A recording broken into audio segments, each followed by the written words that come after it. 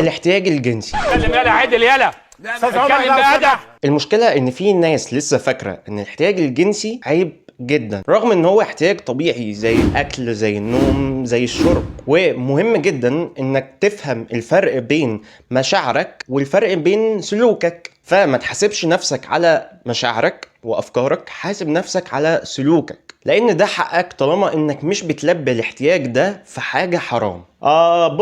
بص اهو الواد اللي انتوا بتقولوا عليه بيعمل محتوى تطوير ذات وبيحسن من الناس بيدس السم في العسل. انا شايفه وهو بيدس السم في العسل، بس الموضوع مش دس سم في العسل. انا بتكلم عن الاحتياج الجنسي اللي بيجيلنا كلنا بعد البلوغ، واللي ربنا حطه في ضوابط معينة اللي هو الزواج.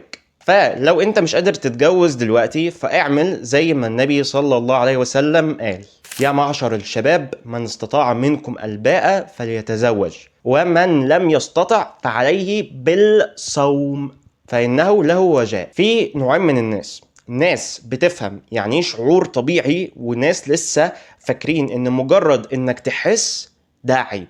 انت انهي واحد فيهم؟